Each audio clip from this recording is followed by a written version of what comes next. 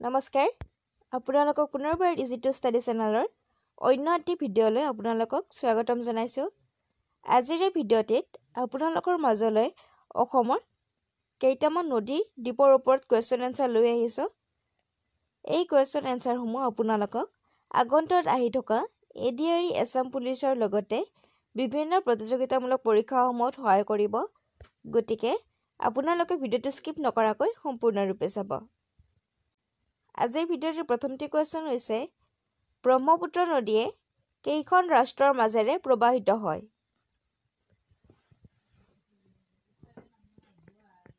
অপশ্যনকেইটিৰ ভিতৰত শুদ্ধ উত্তৰটি হ'ব অপশ্যন নম্বৰ ডি 3খন। মনত ৰাখিব ব্ৰহ্মপুত্ৰ নদীয়ে 3খন ৰাষ্ট্ৰৰ মাজেৰে প্ৰবাহিত হয়। নেক্সট কুৱেশ্যনটিত আছে ব্ৰহ্মপুত্ৰ নদীৰ বৃহত্তম নদী দ্বীপটোৰ নাম কি? অপশ্যনকেইটিৰ ভিতৰত শুদ্ধ উত্তৰটি হ'ব অপশ্যন নম্বৰ চি মাজুলী। মনত ৰাখিব ব্ৰহ্মপুত্ৰ নদীৰ বৃহত্তম নদী দ্বীপটো হৈছে মাজুলী। নেক্সট কুৱেশ্যনটিত আছে ব্ৰহ্মপুত্ৰ নদীৰ দীৰ্ঘতম উপনদীখনৰ নাম কি? অপশ্যনকেইটিৰ ভিতৰত শুদ্ধ উত্তৰটি হ'ব অপশ্যন নম্বৰ চি সোণশিৰি। মনত ৰাখিব ব্ৰহ্মপুত্ৰ নদীৰ দীৰ্ঘতম উপনদীখনৰ নাম হৈছে সোণশিৰি। নেক্সট কুৱেশ্যনটিত আছে অসমত ব্ৰহ্মপুত্ৰ নদীৰ দৈৰ্ঘ্য কিমান? অপশ্যনকেইটিৰ ভিতৰত শুদ্ধ উত্তৰটি হ'ব অপশ্যন নম্বৰ চি 725 কিলোমিটাৰ। মনত ৰাখিব অসমত ব্ৰহ্মপুত্ৰ নদীৰ দৈৰ্ঘ্য হৈছে 725 কিলোমিটাৰ। নেক্সট কুৱেশ্যনটিত আছে ভাৰতবৰ্ষৰ ব্ৰহ্মপুত্ৰ নদীৰ দৈৰ্ঘ্য কিমান? ভাৰতবৰ্ষত ব্ৰহ্মপুত্ৰ নৈৰ দৈৰ্ঘ্য কিমান? অপশ্যনকেইটিৰ ভিতৰত শুদ্ধ উত্তৰটি হ'ব অপশ্যন নম্বৰ বি 2516 কিলোমিটাৰ। মনত ৰাখিব ভাৰতবৰ্ষত ব্ৰহ্মপুত্ৰ নৈৰ দৈৰ্ঘ্য হৈছে 2516 কিলোমিটাৰ। নেক্সট কুৱেশ্যনটিত আছে ব্ৰহ্মপুত্ৰ নদীৰ সৰ্বমুঠ দৈৰ্ঘ্য কিমান? অপশ্যনকেইটিৰ ভিতৰত শুদ্ধ উত্তৰটি হ'ব অপশ্যন নম্বৰ এ 3969 কিলোমিটাৰ। মনত ৰাখিব ব্ৰহ্মপুত্ৰ নদীৰ সৰ্বমুঠ দৈৰ্ঘ্য হৈছে 3969 কিলোমিটাৰ। নেক্সট কুৱেশ্যনটিত আছে ব্ৰহ্মপুত্ৰ নদীক বাংলাদেশত কি নামেৰে জনা যায়? অপশ্যনকেইটিৰ ভিতৰত শুদ্ধ উত্তৰটি হ'ব অপশ্যন নম্বৰ বি যমুনা। মনত ৰাখিব ব্ৰহ্মপুত্ৰ নদীক বাংলাদেশত যমুনা নামেৰে জনা যায়। নেক্সট কুৱেশ্যনটিত আছে ব্ৰহ্মপুত্ৰৰ ঘাই নামৰ উপনৈ কোন দুখন নদীৰ মাজত অৱস্থিত? অপশ্যনকেইটিৰ ভিতৰত শুদ্ধ উত্তৰটি হ'ব অপশ্যন নম্বৰ ডি সোৱণশিৰি আৰু পাগলদিয়া। মনত ৰাখিব ব্ৰহ্মপুত্ৰৰ ঘাই নামৰ উপনৈখন সোৱণশিৰি আৰু পাগলদিয়া নৈৰ মাজত অৱস্থিত। নেক্সট কুৱেশ্যনটিত আছে ব্ৰহ্মপুত্ৰ নদীক তিব্বতত কি নামেৰে জনা যায়? অপশ্যনকেইটিৰ ভিতৰত শুদ্ধ উত্তৰটি হ'ব অপশ্যন নম্বৰ চি চাংপো। মনত ৰাখিব ব্ৰহ্মপুত্ৰ নৈক তিব্বতত ইয়াৰলুং চাংপো নামেৰে জনা যায়। নেক্সট কুৱেশ্যনটিত আছে ব্ৰহ্মপুত্ৰ নদীক অৰুণাচল প্ৰদেশত কি নামেৰে জনা যায়? অপশ্যনকেইটিৰ ভিতৰত শুদ্ধ উত্তৰটি হ'ব অপশ্যন নম্বৰ ডি চিয়াং বা দিহাং নামে। মনত ৰাখিব ব্ৰহ্মপুত্ৰ নদীক অৰুণাচল প্ৰদেশৰ চিয়াং বা দিহাং নামেৰে জনা যায়। নেক্সট কুৱেশ্যনটিলৈ আগৰে আগতে আপোনালোকে যদি এইখিনিলৈকে ভিডিঅ'টো চাইছে আৰু ভিডিঅ'টো চাই ভাল পাইছে তেন্তে ভিডিঅ'টো এটা লাইক কমেণ্ট কৰাৰ লগতে ভিডিঅ'টো শ্বেয়াৰ কৰি দিব। নেক্সট কুৱেশ্যনটিত আছে ব্ৰহ্মপুত্ৰ নদীৰ উৎপত্তি ক'ত হৈছে বা ব্ৰহ্মপুত্ৰ নৈ ক'ৰ পৰা উৎপত্তি হৈছে? অপশ্যনকেইটিৰ ভিতৰত শুদ্ধ উত্তৰটি হ'ব অপশ্যন নম্বৰ এ আংছি হিমবাহ। মনত ৰাখিব আংছিং হিমবাহৰ পৰা ব্ৰহ্মপুত্ৰ নৈ উৎপত্তি হৈছে, যাক আমি গ্লেচিয়াৰ বুলিও কওঁ। নেক্সট কুৱেশ্যনটিত আছে নিম্নলিখিত কোনখন নদী তিব্বতৰ উৎপত্তি হৈ অৰুণাচল প্ৰদেশৰ মাজেৰে ভাৰতবৰ্ষত প্ৰৱেশ কৰিছে অপশ্যন কেইটিৰ ভিতৰত শুদ্ধ উত্তৰটি হ'ব অপশ্যন নম্বৰ বি ব্ৰহ্মপুত্ৰ নদী মনত ৰাখিব ব্ৰহ্মপুত্ৰ নৈখন তিব্বতৰ উৎপত্তি হৈ অৰুণাচল প্ৰদেশৰ মাজেৰে ভাৰতত প্ৰৱেশ কৰিছে নেক্সট কোৱেশ্চনটিৰ আছে নিম্নলিখিত কোনটো ব্ৰহ্মপুত্ৰ নদীৰ দক্ষিণ পাৰৰ এটি উপনদী অপশ্যন কেইটিৰ ভিতৰত শুদ্ধ উত্তৰটি হ'ব অপশ্যন নম্বৰ চি ভোগদৈ মনত ৰাখিব ব্ৰহ্মপুত্ৰ নৈৰ দক্ষিণ পাৰৰ এটি উপনদীৰ নাম হৈছে কোৱেশ্চনটিৰ আছে বৰাক নৈ এখন দেশৰ বিখ্যাত নদী অৰ্থাৎ বৰাক নৈ ক'ৰ বিখ্যাত নদী অপশ্যন কেইটিৰ ভিতৰত শুদ্ধ উত্তৰটি হ'ব option number D Manipur hills কোৱেশ্চনটিৰ আছে ভাৰতৰ তলৰ কোনখন ৰাজ্যৰ মাজেৰে বৰাক নদী বৈ যোৱা নাই ভাৰতৰ তলৰ কোনখন ৰাজ্যৰ মাজেৰে বৰাক নদী বৈ নাযায় অপশ্যন কেইটিৰ ভিতৰত শুদ্ধ উত্তৰটি হ'ব অপশ্যন নম্বৰ এ ত্ৰিপুৰা মনত ৰাখিব তলত উল্লেখিত আন তিনিখন ঠাইৰ মাজেৰে অসম নাগালেণ্ড মণিপুৰ এই তিনিখনৰ মাজেৰে বৰাক নদী বৈ যায় কিন্তু ত্ৰিপুৰাৰ মাজেৰে বৰাক নৈ বৈ নাযায় মনত ৰাখিব নেক্সট কোৱেশ্চনটিৰ আছে অসমৰ উত্তৰ আৰু দক্ষিণ উপত্যকাৰ মাজেৰে কোনবোৰ প্ৰধান নদী বৈ যায়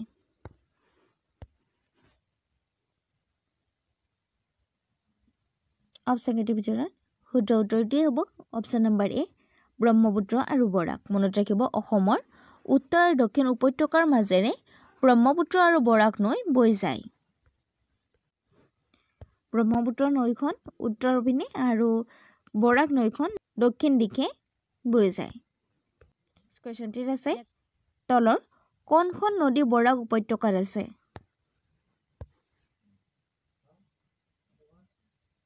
অপশ্যন কেইটিৰ ভিতৰত শুদ্ধ উত্তৰটি হ'ব অপশ্যন নম্বৰ চি কুশিয়াৰ আছে কোনখন নদী তিব্বতৰ পৰা উৎপন্ন হয় আৰু অৰুণাচল প্ৰদেশৰ মাজেৰে ভাৰতত প্ৰৱেশ কৰে অপশ্যন কেইটিৰ ভিতৰত শুদ্ধ উত্তৰটি হ'ব option number C Brahmaputra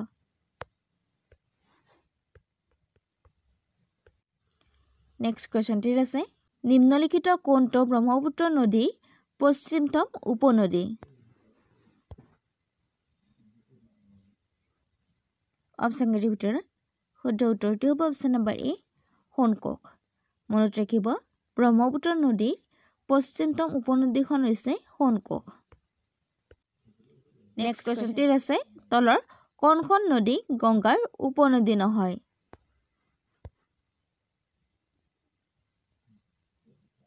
option কেইটিৰ ভিতৰত শুদ্ধ উত্তৰটি হ'ব অপশ্যন নম্বৰ এ ইন্দ্ৰবালী মনত ৰাখিব তলত উল্লেখিত আন তিনিখন সোণ গোমতী আৰু যমুনা হৈছে গংগা নদীৰ উপনৈ কিন্তু ইন্দ্ৰাৱলী গংগা নৈৰ উপনৈ নহয়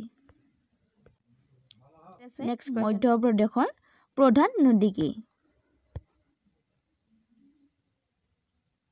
অপশ্যন কেইটিৰ ভিতৰত শুদ্ধ উত্তৰটি হ'ব অপশ্যন নম্বৰ বি নৰ্মদা মনত ৰাখিব মধ্য প্ৰদেশৰ প্ৰধান নদী হৈছে নৰ্মদা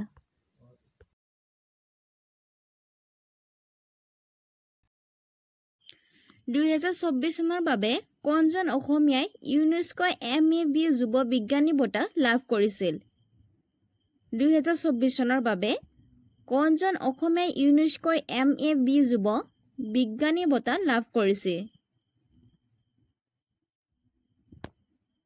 অপশ্যন কেইটিৰ ভিতৰত শুদ্ধ উত্তৰটি হৈছে অপশ্যন নম্বৰ চি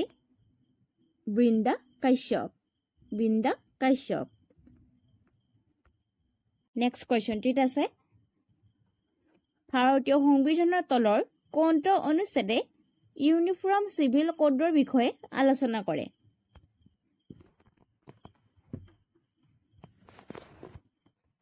অপশ্যন কেইটিৰ ভিতৰত শুদ্ধ উত্তৰটি হৈছে অপশ্যন নম্বৰ ডি আৰ্টিকল 44 মনত ৰাখিব 46 নং অনুচ্ছেদে ইউনিফৰ্ম চিভিল কোডৰ বিষয়ে আলোচনা কৰে নেক্সট কোৱেশ্চনটিত আছে অসমৰ বৰাক উপত্যকাৰ দক্ষিণে কোনটো ভৌগোলিক বৈশিষ্ট্য আছে অসমৰ বৰাক উপত্যকাৰ দক্ষিণে কোনটো ভৌগোলিক বৈশিষ্ট্য আছে?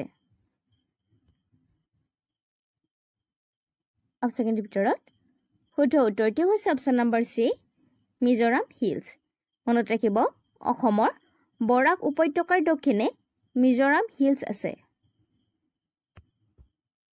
নেক্সট কুৱেশ্যনটিত আছে, কোনটো শৃংগ ব্ৰহ্মপুত্ৰ নদীৰ সৈতে জড়িত? তলৰ কোনটো শৃংগ ব্ৰহ্মপুত্ৰ নদীৰ সৈতে জড়িত? অপশ্যনৰ ভিতৰত শুদ্ধ উত্তৰটি হৈছে অপশ্যন নম্বৰ এ, নামচা বৰুৱা পিক, অৰ্থাৎ নামচা বৰুৱা শৃংগটো। নেক্সট কুৱেশ্যনটিত আছে, অংকীয়া নাট ৰচনা কৰিবলৈ শংকৰদেৱে কোনটো ভাষা ব্যৱহাৰ কৰিছিল? অংকীয়া নাট ৰচনা কৰিবলৈ শংকৰদেৱে কোনটো ভাষা ব্যৱহাৰ কৰিছিল? অপশ্যনৰ ভিতৰত শুদ্ধ উত্তৰটি হৈছে অপশ্যন নম্বৰ বি, ব্ৰজাৱলী। মনত ৰাখিব, অংকীয়া নাট ৰচনা কৰিবলৈ শংকৰদেৱে ব্ৰজাৱলী ভাষাটো ব্যৱহাৰ কৰিছিল। নেক্সট কুৱেশ্যনটিত আছে, স্বতন্ত্ৰ ভাৰতৰ প্ৰথম গৃহমন্ত্ৰী কোন আছিল? অৰ্থাৎ স্বাধীন ভাৰতৰ গৃহমন্ত্ৰী প্ৰথম কোন আছিল? অপশ্যনৰ ভিতৰত শুদ্ধ উত্তৰটি হৈছে option number B, Sardar Vallabhbhai Patel. মনত ৰাখিব, স্বাধীন ভাৰতৰ প্ৰথম গৃহমন্ত্ৰী হৈছে বা গৃহমন্ত্ৰী আছিল চৰ্দাৰ বল্লভভাই পেটেল। ভিডিঅ'টোলৈ আগবঢ়াৰ আগতে আপোনালোকক জনাব বিচাৰিছোঁ যে আমাৰ চেনেলৰ তৰফৰ পৰা বিভিন্ন কম্পেৰিটিভ এক্সামৰ প্ৰিভিয়াছ ইয়াৰৰ কুৱেশ্যন আনচাৰসমূহক লক্ষ্য কৰি লগতে অতি গুৰুত্বপূৰ্ণ কুৱেশ্যন আনচাৰৰ সৈতে আপোনালোকৰ মাজলৈ 10,000তকৈও অধিক কুৱেশ্যন এনচাৰ থকা এখন ই-বুক প্ৰস্তুত কৰা হৈছে আৰু ই সম্পূৰ্ণ অসমীয়া মাধ্যমত। অসম চৰকাৰৰ পৰা মুকলি কৰা 12,600টা তৃতীয় আৰু চতুৰ্থ বৰ্গৰ লিখিত পৰীক্ষাৰ বাবে এই ই-বুকখন খুবেই প্ৰয়োজন হ'ব আৰু আমাৰ বিশ্বাস আছে যে এই ই-বুকখনৰ পৰা ভালেখিনি কুৱেশ্যন এনচাৰ আপোনালোকৰ কমন আহিব। গতিকে যদি আপুনি এই ই-বুকখন ডাউনলোড কৰিব বিচাৰে তেন্তে ইয়াত এটা হোৱাটছএপ নাম্বাৰ দিয়া আছে, তাত আপোনালোকে DM কৰিব আৰু এই ই-বুকখন অতি কম মূল্যত লাভ কৰিব। ইয়াৰ লগতে আপোনালোকে এখন ইংৰাজী গ্ৰামাৰৰ বিনামূলীয়াকৈ ই-বুক লাভ কৰিব। ধন্যবাদ। নেক্সট কুৱেশ্যনটিত আছে, স্বতন্ত্ৰ ভাৰতৰ প্ৰথম স্বাস্থ্যমন্ত্ৰী কোন আছিল? স্বতন্ত্ৰ ভাৰতৰ প্ৰথম স্বাস্থ্যমন্ত্ৰী কোন আছিল? অপশ্যনৰ ভিতৰত শুদ্ধ উত্তৰটি হৈছে অপশ্যন নম্বৰ ডি, ৰাজকুমাৰী অমৃত কৌৰ। মনত ৰাখিব, স্বতন্ত্ৰ ভাৰতৰ প্ৰথম স্বাস্থ্যমন্ত্ৰী আছিল ৰাজকুমাৰী অমৃত কৌৰ। নেক্সট কুৱেশ্যনটিত আছে, তলৰ কোনখন গ্ৰন্থ পাণিনিৰ দ্বাৰা লিখা? তলৰ কোনখন গ্ৰন্থ পাণিনিৰ দ্বাৰা লিখা? অপশ্যনৰ ভিতৰত শুদ্ধ উত্তৰটি হৈছে অপশ্যন নম্বৰ বি, অষ্টাধ্যায়ী। মনত ৰাখিব, অষ্টাধ্যায়ী নামৰ গ্ৰন্থখন পাণিনিৰ দ্বাৰা লিখা। নেক্সট কুৱেশ্যনটিত আছে, ভাৰতৰ ৰাষ্ট্ৰপতিৰ বিৰুদ্ধে অভিযোগনামা দাখিল পদ্ধতিৰ বিষয়ে ডেছ অনুচ্ছেদত উল্লেখ কৰা হৈছে? অৰ্থাৎ কোনটো অনুচ্ছেদ অনুসৰি ভাৰতৰ ৰাষ্ট্ৰপতিৰ বিৰুদ্ধে অভিযোগ দাখিল কৰিব পাৰে? অপশ্যনৰ ভিতৰত শুদ্ধ উত্তৰটি হৈছে অপশ্যন নম্বৰ ডি, আৰ্টিকল 61, অৰ্থাৎ 61 নং অনুচ্ছেদ অনুসৰি। মনত ৰাখিব, 61 নং অনুচ্ছেদ অনুসৰি ভাৰতৰ ৰাষ্ট্ৰপতিৰ বিৰুদ্ধে অভিযোগ দাখিল কৰিব পাৰি। নেক্সট কুৱেশ্যনটিত আছে, তলৰ কোনখন ঠাই হিন্দু সভ্যতাৰ পূৰ্বতম স্থান? অপশ্যনৰ ভিতৰত শুদ্ধ উত্তৰটি হৈছে অপশ্যন নম্বৰ চি, আলমগীৰপুৰ। মনত ৰাখিব, আলমগীৰপুৰ হৈছে হিন্দু সভ্যতাৰ পূৰ্বতম স্থান। নেক্সট কুৱেশ্যনটিত আছে, ভাৰতৰ উচ্চতম ন্যায়ালয়ৰ উদ্বোধনী অধিৱেশন কোন তাৰিখে অনুষ্ঠিত হৈছিল? ভাৰতৰ উচ্চতম ন্যায়ালয়ৰ উদ্বোধনী অধিৱেশন কোন তাৰিখে অনুষ্ঠিত হৈছিল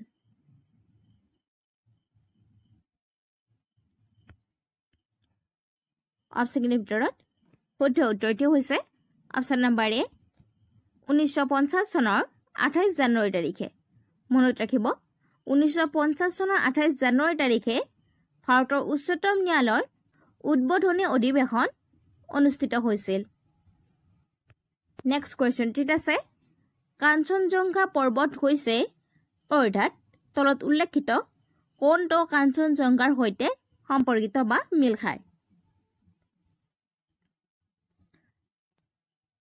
অপচনৰ ভিতৰত শুদ্ধ উত্তৰটো হৈছে অপচন নম্বৰ ডি বিশ্বৰ তৃতীয় সৰ্বোচ্চ পৰ্বত বিশ্বৰ তৃতীয় সৰ্বোচ্চ পৰ্বত মনত ৰাখিব কাঞ্চনজংঘা পৰ্বত হৈছে বিশ্বৰ তৃতীয় সৰ্বোচ্চ পৰ্বত নেক্সট কোৱেশ্চনটিত আছে সংবিধান সভাৰ প্ৰথম অধিৱেশন ক'ত অনুষ্ঠিত হৈছিল সংবিধান সভাৰ প্ৰথমখন অধিৱেশন ক'ত অনুষ্ঠিত হৈছিল অপচনৰ ভিতৰত শুদ্ধ উত্তৰটো হৈছে অপচন নম্বৰ এ নিউ দিল্লীত মনত ৰাখিব নতুন দিল্লীত সংবিধান সভাৰ প্ৰথমখন অধিৱেশন অনুষ্ঠিত হৈছিল নেক্সট কোৱেশ্চনটিত আছে নিম্নলিখিত কোনখন আইনে ভাৰতৰ বাবে ফেডাৰেল প্ৰপত্ৰৰ চৰকাৰ প্ৰদান কৰিছিল নিম্নলিখিত কোনখন আইনে ভাৰতৰ বাবে ফেডাৰেল পত্ৰৰ চৰকাৰ প্ৰদান কৰিছিল অপচনৰ ভিতৰত শুদ্ধ উত্তৰটো হৈছে অপচন নম্বৰ এ 1935 চনৰ গভৰ্ণমেণ্ট অফ ইণ্ডিয়া এক্টৰ জৰিয়তে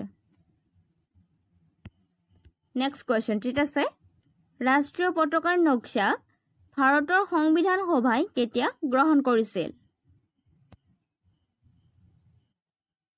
অপচনৰ ভিতৰত শুদ্ধ উত্তৰটো হৈছে অপচন নম্বৰ বি 1947 চনৰ 22 জুলাই তাৰিখে মনত ৰাখিব স্বাধীনতা পোৱা বছৰটোতে জুলাই মাহৰ 22 তাৰিখে ৰাষ্ট্ৰীয় পতাকাৰ নক্সা ভাৰতৰ সংবিধানে গ্ৰহণ কৰিছিল নেক্সট কোৱেশ্চনটিত আছে পৃথিৱীখনক নীলা গ্ৰহ বুলি কিয় কোৱা হয় পৃথিৱীখনক নীলা গ্ৰহ বুলি কিয় কোৱা হয় অপচনৰ ভিতৰত শুদ্ধ উত্তৰটো হৈছে অপচন নম্বৰ এ পানী মনত ৰাখিব পৃথিৱীত বেছি সংখ্যক বা বেছিভাগ পানী থকাৰ বাবে পৃথিৱীখনক নীলা গ্ৰহ বুলিও কোৱা হয়